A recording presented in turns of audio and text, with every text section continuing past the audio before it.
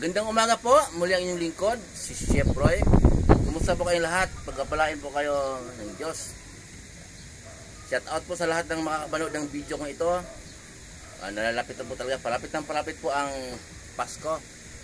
Siguro po na narinig na ninyo sa Biblia yung pangalang Zacarias. Zacarias po ay asawa niya si Elizabeth. Si Zacarias po at si Elizabeth, sila po ang magulang ni John the Baptist. Si Juan po, ay ba? Si Zacarias po ay naglingkod sa templo ng Diyos bilang pare. Sa ibang salin po ng Biblia ay saserdote. Kapwa po sila matanda na ni Elizabeth na kanyang asawa. At baog po si Elizabeth kaya wala po silang anak. Tapos po kahit matanda na po sila, patuloy pa rin nanalangin si Zacarias. Humihiling sa Diyos na magkaroon sila ng anak. Kahit matanda na, talagang hiling pa rin niya. Palagi na hinihiling. Ang mga paring Hudyo po ay nakaugalian na po nilang magpalabunutan sa pangkat ni Abadias. Mga pare, kung sinong magsunog ng insinso. Yung pong oras ng pagsusunog ng insinso, si Zacarias po ang nakabunot, kaya siya po ang nagsunog ng insinso doon sa loob ng templo ng Diyos, habang nandoon naman yung mga kasama niya sa labas na nanalangin. Habang nandoon po siya sa loob ng templo, nagpakita kay Zacarias ang anghel ng Diyos na si Gabriel. Sinabi ni Gabriel na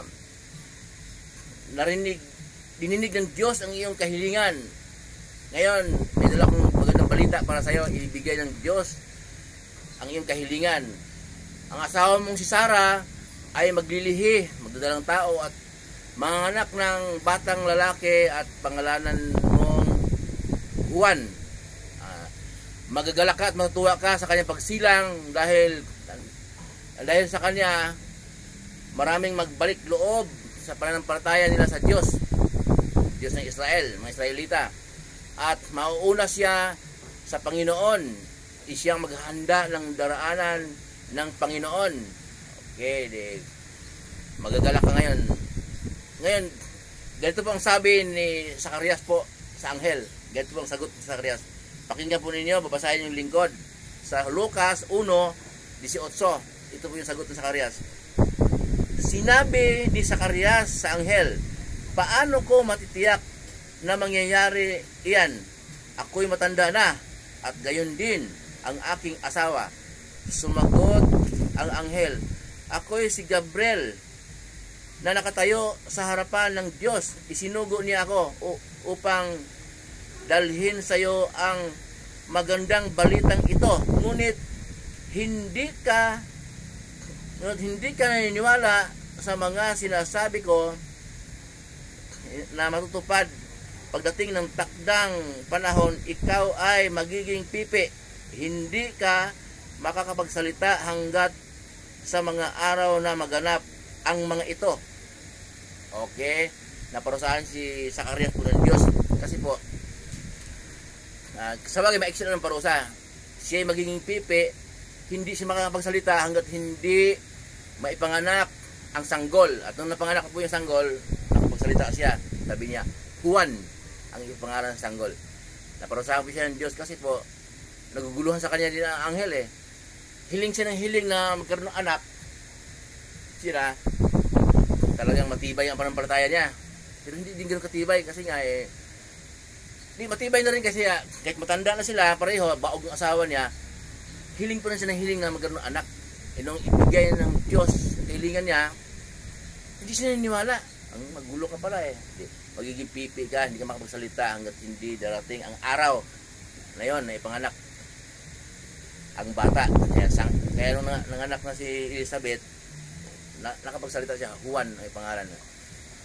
Ganun po kaya po tayo po humiling sa Diyos. Sinabi ng ating Panginoong Jesus na alam na ng Diyos Ama makapangyarihan sa lahat ang ating kailangan bago pa tayo humiling. Kaya pag humiling po tayo, kung tayo po ay mananampalataya, ang kinina po natin na ang tagumpay na ibigay ng Diyos. Kasi nga, Kahit tao man po may hihiling sa'yo.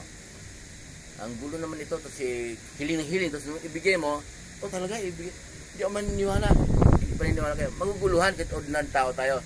Siya hiling ng hiling sa Diyos, nung ibigay na, hindi pa naniniwala. Naglilingkod si Zacarias po sa Diyos. Lagi pong sasabi ng lingkod na iba yung naglilingkod kaysa hinirang ng Diyos. Talagang hinirang ka ng Diyos. Si Maria po, hinirang ng Diyos, inosente. Dalaga siya. Sinabi din sa kanya ng anghel na ikaw ay magdadalang tao, maglilihi at manganak ng sanggol, pangalanan mo ng Jesus. Tawagin siyang anak ng kataas-taasang Diyos. Tatawagin siyang anak ng kataas-taasang Diyos.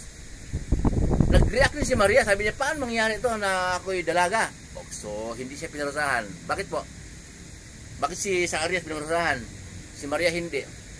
Kasi si Maria po, hinirang ng Diyos talaga. Hinirang talagang siya ang dito ka. Ito.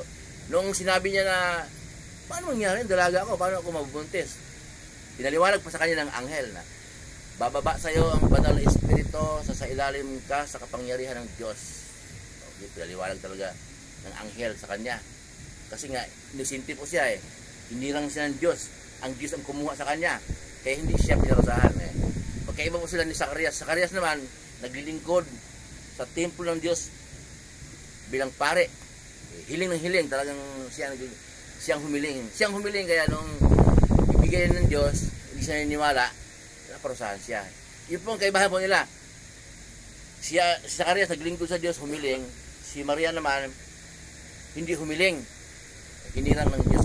Ang Diyos ang kumuha kay Maria, ang Diyos ang humirang. Kaya po si Maria, hindi po pinarusahan ng Diyos na mapipipi. Hindi po gaya ni Zacarias. Ganun po ang ibig sabihin noon. Muli po yung lingkod, si Chef Roy, pagpapalain po kayo ng Diyos, sasamahan kayo ng Diyos kahit saan po kayo pupunta, sa mga negosyo, anong pinagkikitaan nyo sa buhay, ayon sa kalooban ng Diyos.